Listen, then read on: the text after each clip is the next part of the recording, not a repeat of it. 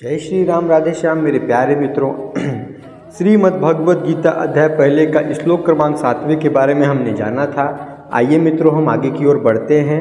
आप लोग मेरे वीडियो पे बने रहिएगा, सुनने और समझने का प्रयास कीजिएगा मित्रों। आइए हम आगे की ओर बढ़ते हैं। भवानी भीष्मस्य कर्णस्य कृपास्य शमितंजयस्य अश्वत्थामा विकर्णस्य सौमदत्तश्च। मित्रों, आइए हम इसका अर्थ समझते हैं।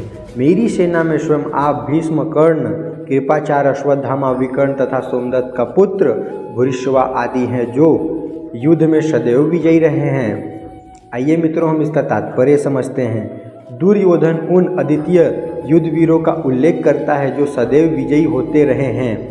विकर्ण दुर्योधन का भाई है, अश्वत्थामा द्रोणाचार्य का पुत्र है और सोमदत्त या भूरिश्रवा बाहिकों के राजा का पुत्र है। कर्ण अर्जुन का आधा भाई है, क्योंकि वह कुंती के गर्भ से ही राजा पांडु के साथ विवाहित होने के पूर्व उत्पन्न हुआ था। कृपाचार्य की जुड़वा बहन द्रोणाचार्य को ब्याही थी।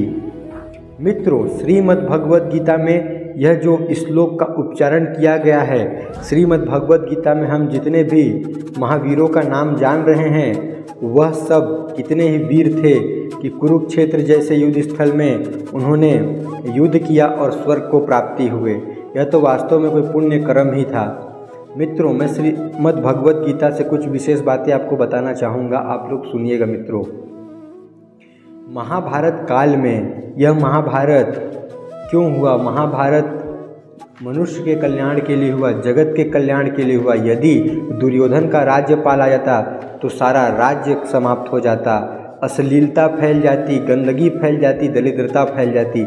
इसलिए स्वयं श्री कृष्ण महाभारत के रचयिता हैं। महाभारत के अगर देखा जाए तो महाभारत करवाने वाले स्वयं श्री कृष्ण थे, क्योंकि हमारे जगत को कौन बचाता है? हमारे जगत का कल्याण यदि हमारे जगत में जब गंदगी फैल जाती है तो और इतना अहिंसा हो जाता है, तब साक्षात स्वयं श्री कृष्ण आते हैं, हर बार आते हैं।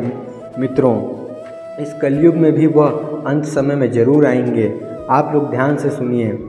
जब महाभारत में श्री कृष्ण महाभारत करवाए, तब श्री कृष्ण को पता था कि यदि दुर्योधन का राज्यपाल आ जाएगा तो पूरा विश्व, पूरा भारत, पूरा संकट में पड़ जाएगा। इसलिए वह महाभारत कराए। और मित्रों, यह बात तो कही ही गई है कि सच्चाई की जीत होती है और बुराई की हार होती है। तो देख लीजिए, दुर्योधन का जो गंदगी था, उसके मन में जो गंदगी था, उसका आचरण, उसका चरित्र जैसा था, वह उसी गति को पाया। और अर्जुन और उसके चारों भाई सच्चाई के रास्ते पे थे मित्रों, इसलिए उन्होंने अच्छाई और सच्चाई को चुना। इसलिए श्री कृष्ण साक्षात उनके साथ थे। मित्रों, इससे हमको यह सीख मिलती है कि हमें सदैव सच्चाई और अच्छाई पर ही रहनी चाहिए। आज के लिए इतना ही मित्रों, आगे का हम कल जानेंगे। जय श्री राम।